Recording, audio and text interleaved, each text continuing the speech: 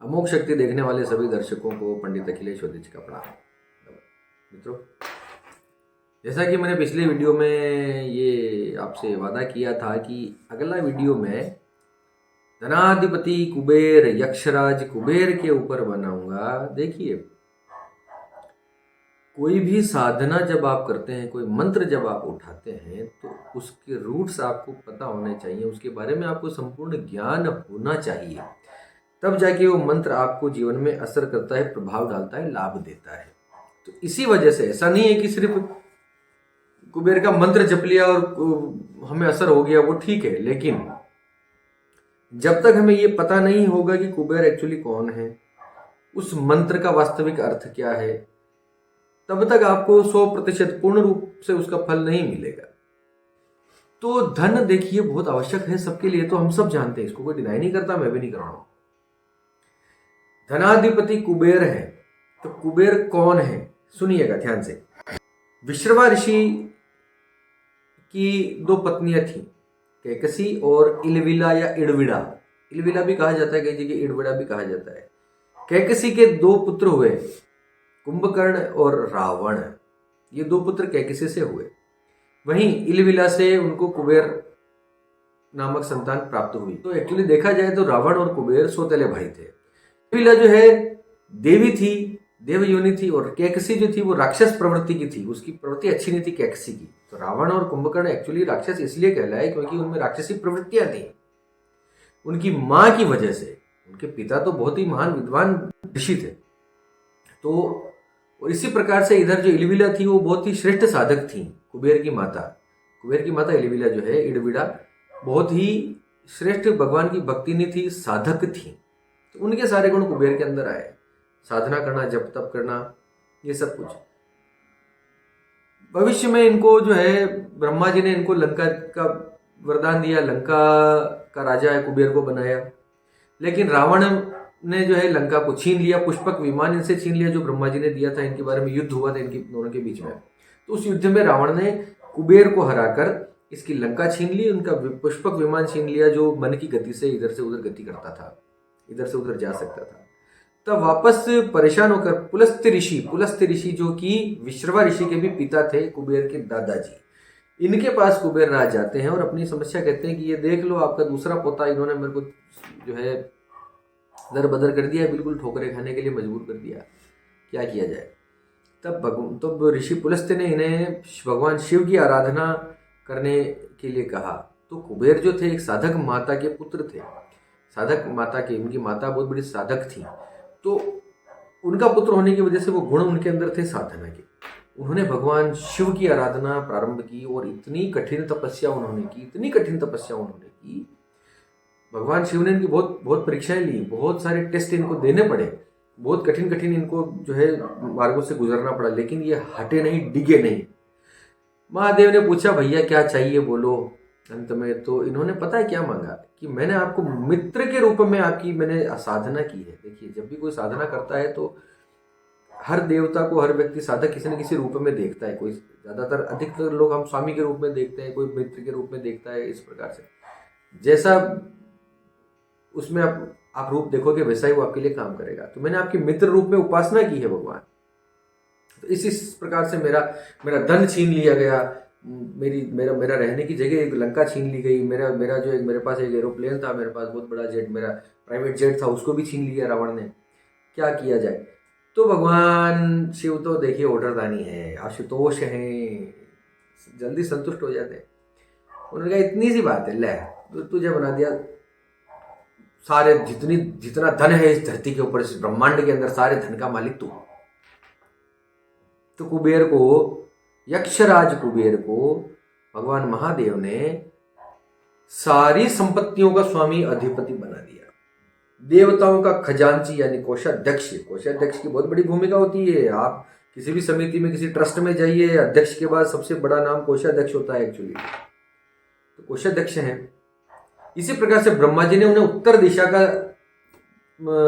रक्षक बना दिया। उत्तर दिशा का जो देवता है, उत्तर दिशा के देवता जो है वो कुबेर को बना दिया दिक्पाल, जिनको दिक्पाल कहा जाता है। है ना। तो इस प्रकार से देवताओं, यक्ष होते हुए भी ये देवताओं में शामिल हुए, और इनके सबसे बड़ी कमाल की बात यदि एक साधक होते हुए भी ये भगवान शिव के मित्र कहे गए। धनेश्वर नाम से इनको जाना जाता है, शिव मित्र नाम से जाना जाता है, वैश्रवणाय नाम से जाना, वैश्रवण यानी विश्रवा के जो पुत्र थे तो वैश्रवण नाम से भी इनको जाना जाता है। इसी प्रकार कुबेर के 3 पुत्र हुए, नल कुबेर, मणिभद्र और गंधमादन। ये 3 पुत्र कुबेर को हुए, ये तीनों भी यक्ष थे। इनकी उपासना भी का भी उल्लेख है हमारे तंत्र शास्त्रों में। तो इस प्रकार से ये कुबेर का एक छोटा सा परिचय कि ये कौन थे। अब देखिए ये कौन थे तो ठीक है, लेकिन कितने सक्षम थे, कितने अधिपतियों का मालिक होना। आपको लग रहा होगा कि खजांची थे देवताओं के तो क्या था, ठीक है, कितना पैसा होगा।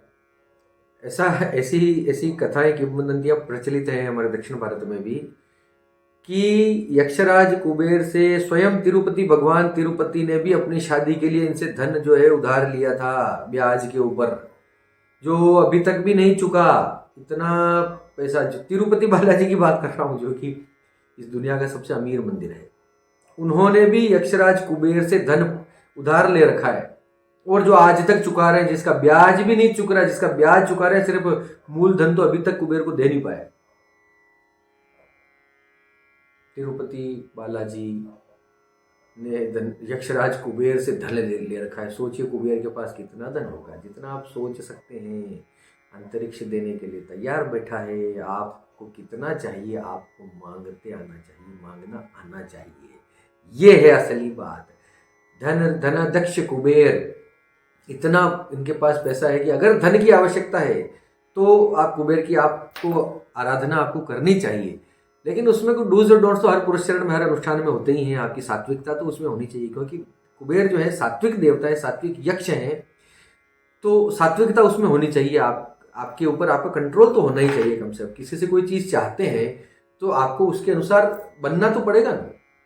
ऐसा थोड़ी कि आप कुछ भी गंदे काम करते जाओ और भगवान की उपासना करते जाओ और भगवान आपको फल भी दे देंगे। जाओ बेटा, वाह बहुत अच्छा, बहुत आज तूने बहुत बढ़िया पाप किया, बहुत अच्छा झूठ बोला, ले जा, ऐसा तो नहीं होगा। इसी प्रकार से निधिपति बोला जाता है कुबेर को। तो निधि जो है वो खजाने को बोला जाता है, संपत्ति को, धन को बोला जाता है। नवनिधियां, अष्ट सिद्धि और नवनिधि का उल्लेख हमारे शास्त्रों में आता है। तो नवनिधियों के अधिपति थे भगवान कुबेर। अधिपति थे, उसके मालिक थे निधियों के, नवनिधियों के मालिक थे। नवनिधियों के नाम भी अलग अलग हैं, पद्म, महापद्म, शंख, कच्छप, मुकुंद, नील, मकर, कुंद, वर्चस। इस प्रकार से नवनिधियां हैं, इनके भी अलग अलग प्रकार हैं। कभी इस पर भी वीडियो बनाऊंगा, अष्ट सिद्धियां कौन सी और नवनिधियां कौन सी हैं और इनका अर्थ क्या है, किस प्रकार से हमारे प्रैक्टिकल लाइफ में, हमारे भी आधुनिक जीवन में काम करती है। नवनिधियां यानी 9 प्रकार की निधियां हैं। उल्टा ऊपर से मैं आपको समझा देता हूं कि कुछ पैसा, आपकी संपत्ति, आपका श्री, आपका धन किस प्रकार से आपके रूप में संग्रहित रहता है। तो जो आपके बाप दादा आपके लिए छोड़ गए, वो एक अलग प्रकार की निधि है, पद्म निधि है। जो आपने अपने हाथ से कमाया वो एक अलग प्रकार की निधि है। जो अचल संपत्ति है वो अलग प्रकार की निधि है। जो कैश फ्लो जो हो रहा है वो अलग प्रकार की निधि है। नवनिधियां इस प्रकार से है ना। आपकी सोना चांदी गहने वगैरह या भूषण वगैरह, ये सब अलग प्रकार की निधि है। एक चीज और मैं आपको सामान्य बता देता हूँ, लक्ष्मी और कुबेर में क्या अर्थ है। लक्ष्मी का मतलब भी धन प्रदायिनी, श्री जिसको श्री बोला जाता है, और जो धनपति जो इसको बोला जाता है कुबेर। श्री में और धन में क्या फर्क है, लक्ष्मी की उपासना और कुबेर की उपासना में क्या फर्क है, क्या अंतर है, ये भी समझ लीजिए। कुबेर जो है आपके वैभव के दाता हैं। आप ऐसा धन आपको देते हैं जिससे आप वैभव और विलासिता आपके जीवन में आए। यानी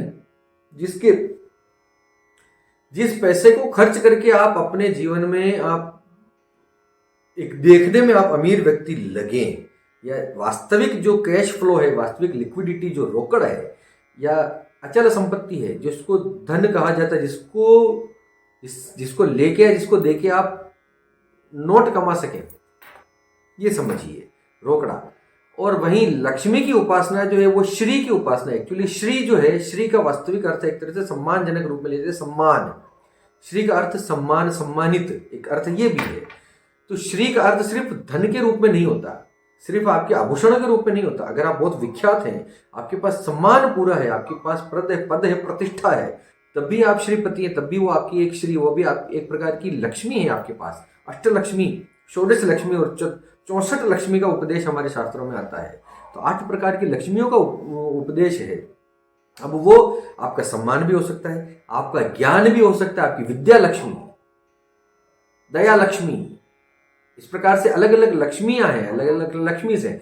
तो ऐसा नहीं कि सिर्फ धन की, अगर रोकड़ा, वैभव, विलासिता, आपकी लग्जरी ये रिलेट करती है धन से, कुबेर से, और इसके अलावा ये तो है ही सही, इसके अलावा आपका मान सम्मान, आपकी विद्या, आपका टैलेंट, आपकी परफॉर्मेंस, आपका आत्मविश्वास, ये सब भी हमारी निधियां हैं, ये सब भी हमारे लिए धन के काम ही करती हैं। आपका परिवार, आपके दोस्त, आपके मित्र, ये सब कुछ इस जीवन में जीने के लिए जो वास्तव में जो हमारे लिए बहुत जरूरी है, जो हमारे नीड है, वो लक्ष्मी जी की उपासना से मिलती है। तो धन और लक्ष्मी दोनों आवश्यक है, मैं मना नहीं कर रहा हूँ। कुबेर और लक्ष्मी दोनों की उपासना में थोड़ा सा ये अंतर है, इस प्रकार से समझ के चलिए। तो कुबेर, अब ये तो जब उन्होंने तिरुपति बालाजी को उधार दे रखा है, तो आप और हम तो क्या चीजें, आप और हम तो कितना धन मांगेंगे और उनके पास खत्म हो जाएगा, नहीं होने वाला, अनंत। उपासना करने वाला चाहिए। कुबेर की उपासना जो है धनतेरस के दिन, किसी ग्रहण के दिन, दीपावली की रात्रि को, और बसंत पंचमी को। सुनिएगा, बसंत पंचमी जो है सरस्वती का दिन है, लेकिन इसमें अबुझ मुहूर्त है, इस दिन भी कुबेर की उपासना बहुत फलदायी मानी जाती है। वैशाख महीने में आप कभी भी कर सकते हैं। मार्गशीर्ष महीना जो अभी चल रहा है, मार्गशीर्ष महीने में मकसर जिसको बोला जाता है, अगहन जिसको कई बार लोग बोलते हैं, इस महीने में भी कुबेर राज की जो है उपासना बहुत लाभदायक है। गुप्त नवरात्रियां जो आती हैं, चारों नवरात्रि, गुप्त नवरात्रि और जो दूसरी जो मेन नवरात्रि है हमारी, उसमें भी कुबेर की उपासना बहुत बहुत बहुत फलदायी है। भगवान शंकर के मित्र कहे गए हैं, तो भगवान शंकर के मंदिर में, भगवान शिवलिंग के समीप कुबेर के मंत्र, कुबेर की उपासना बहुत बहुत बहुत फलदायी है। कुबेर का निवास भगवान शंकर के बगल में माना जाता है, अर्थात कैलाश पर्वत के निकट ही कुबेर का भी निवास है। कुबेर वहीं जो है अपना निवास रखते हैं, वहीं करते हैं। तो कुबेर की आराधना अगर आप करें, तो कुबेर की मूर्ति, कुबेर की प्रतिमा आजकल तो इंटरनेट पे मिलती है, फ्लिपकार्ट वगैरह पे मिलता है। तो कुबेर की प्रतिमा जो है खजांची मानी गई, तो आप अपनी खजाने के वहां, आप अपनी तिजोरी में के अंदर जो है इसकी प्रतिमा आप रख सकते हैं। तो चाणक्य ने भी बोला है, चाणक्य सूत्र में भी इसका उल्लेख है, चाणक्य ने भी ये बात कही रखी है हमारे कौटिल्य ने, कि कुबेर की प्रतिमा को जो है उसके खजाने के अंदर, जो हमारी तिजोरी के अंदर जो है आप रख सकते हैं बहुत आसानी से। तो इसकी पूजा भी कर सकते हैं। कुछ जो डूज और डोंट्स हैं, सात्विकता इन्हें पसंद है, तो वो उस मामले में तो आपको वो पालन करनी पड़ेगी, चीजें आपके साधना फील्ड में है। तो भगवान शंकर के मित्र है, तो शिव की उपासना करने के साथ साथ शिव की पूजा करते करते आप कुबेर के भी मंत्र जपते हैं, तो बहुत अद्भुत लाभदायक होंगे। पिछले एक वीडियो में मैंने कुबेर का एक बहुत ही तगड़ा मंत्र बताया था, बहुत ही कमाल का मंत्र बताया था। उसी प्रकार से उस साधना को करेंगे तो आपको बहुत लाभ होगा। मैं इस पे लिंक दे दूंगा, इसी के डिस्क्रिप्शन में भी लिंक दे दूंगा, और यहाँ भी आई बटन पे आप क्लिक कर लेंगे तो वहां भी आपको मिल जाएगा। अब इसी के साथ थोड़ी सी जानकारी मैं इनसे जुड़ी हुई आपको और दे देता हूँ। इनका निवास अलकापुरी में कहा जाता है, भगवान के कैलाश पर्वत के निकट उत्तर दिशा में, हिमालय के समीप अलकापुरी इनका निवास स्थान माना जाता है। इनकी पत्नी का नाम भद्रा था। तीनों बच्चों के नाम मैंने आपको बता दिए, गंधमादन, मणिभद्र और कुबेर। इनके वाहन के बारे में अलग अलग जगह पर उल्लेख आता है। इनका वाहन जो है सुवर भी माना जाता है, वराह भी माना जाता है, और वहीं नकुल भी माना जाता है, यानी नेवला। नेवले को भी इनका वाहन माना जाता है, इनका प्रतीक माना जाता है। इसलिए आपने देखा होगा कि नेवला, जब आप घर से बाहर निकलते हैं तो नेवले का शकुन कितना महत्वपूर्ण है। सबसे बढ़िया शकुनों में से एक माना जाता है नेवले का शकुन। यानी जिस काम के लिए आप निकल रहे हैं और अगर आपको मार्ग में नेवला मिल जाता है तो आपके लिए बहुत बढ़िया शकुन ये माना जाता है। नेवले से संबंधित भी एक तंत्र मार्ग में पूरा एक बहुत बड़ा चैप्टर है, कभी इसके बारे में बात करेंगे, इसके शकुनों के बारे में, इसके तंत्र के बारे में बात करेंगे। नकुल तंत्र जिसे कहा जाता है, बहुत सारे तांत्रिक प्रक्रियाएं से हो सकती हैं धन को लेकर के।